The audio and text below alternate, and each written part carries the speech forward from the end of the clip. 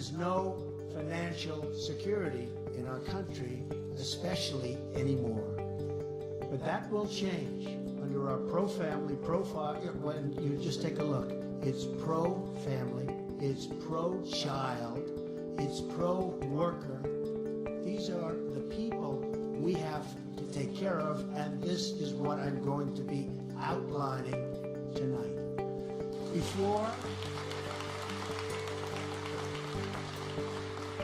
going any further, I want everyone watching on TV, and there are a lot of people right now, to go to donaldjtrump.com to read the full plan in great detail. The first part of my child care plan allows for every parent or family in America, including adoptive parents and foster parent guardians, to deduct their child care expenses from their income taxes. So first,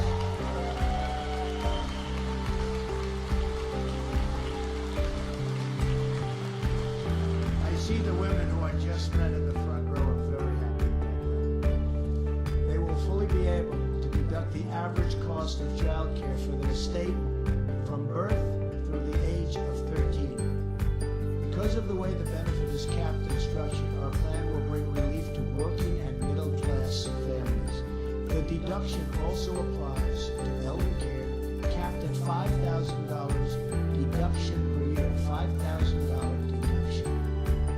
Importantly, our policy also supports mothers who choose to stay at home and honors and recognizes their incredible contributions to their families and to our society.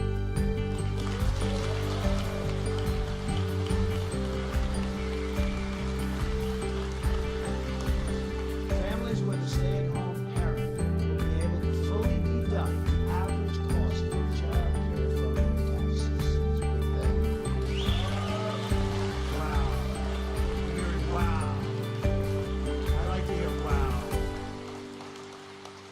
Congresswomen like to hear wow.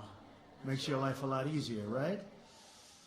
For low-income individuals who have no net income tax liability, we will offer an expanded earned income tax credit, that's EITC, in the form of a child care rebate.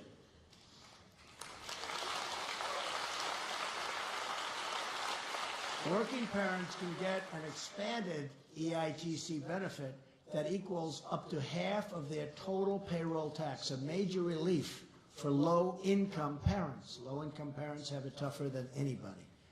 This translates to as much as an extra $1,200 in EITC benefits for working families.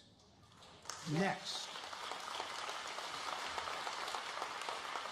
our plan allows every parent in America to open up a dependent care savings account.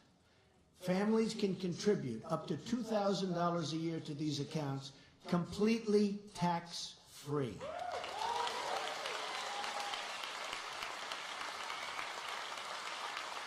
She's very happy about that. Bank is very happy about this. Crucially, unlike the flexible spending accounts that exist today, these accounts will be available to all Americans. You won't have to depend on your employer to provide them. Immediate family and employers can, and this is like right away, can also contribute to a dependent account, each of which is designed and designated for a specific child, including an unborn child. The money that is put into these accounts can also be spent not only on child care, but also child enrichment activities. Let's see. We'll start with that child. That will be our first child.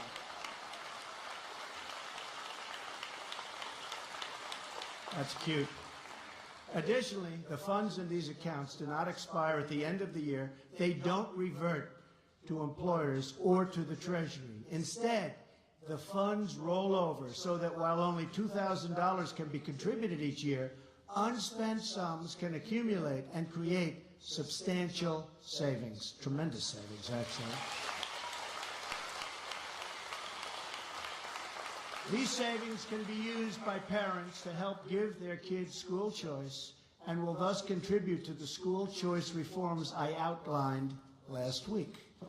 A lot of good outlines last week on schools, and really popular, I will tell you. The funds will remain in the account until the age of 18.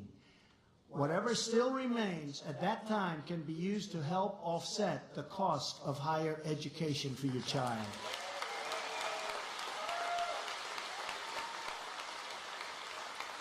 For low-income individuals, the federal government will provide matching funds.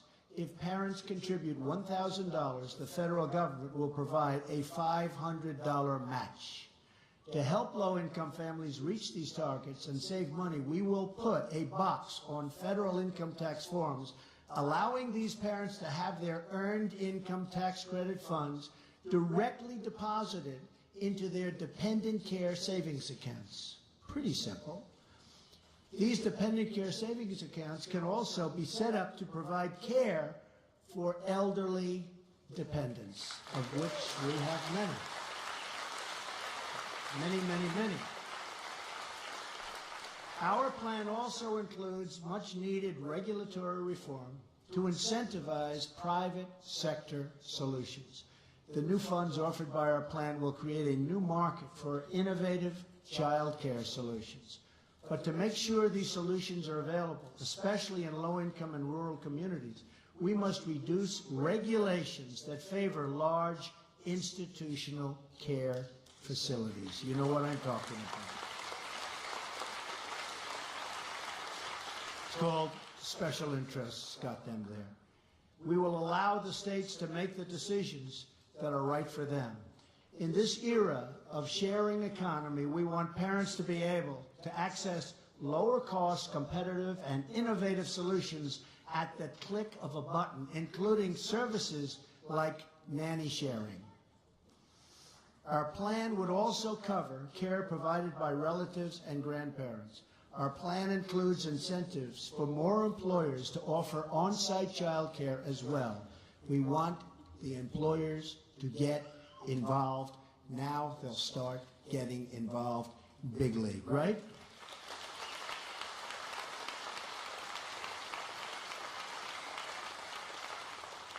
And you'll start liking your employer a lot more. That's one of the benefits. This can often be a good solution for many working parents and can save them up to 30 minutes in commute time. It's a lot. Currently, only 7% of employers provide these services, not very much. Our plan will expand tax deductions for employers, allow companies to pool resources to provide shared, and this is, I think, so important, provide shared child care services, and remove needless requirements that have prevented employers from using the credit. The requirements are so onerous that they never get to use it, even though in many cases they would like to. Finally, our plan offers a crucial safety net for working mothers whose employers do not provide paid maternity leave. This solution will receive strong bipartisan support. Do you agree with that? Do you think? When you go to the other side, they'll be okay? I'm hearing they will be.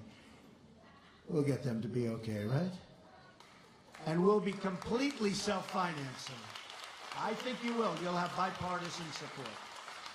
By recapturing fraud and improper payments in the unemployment insurance program, we can provide 6 weeks of paid maternity leave to any mother with a newborn child whose employer does not provide the benefit.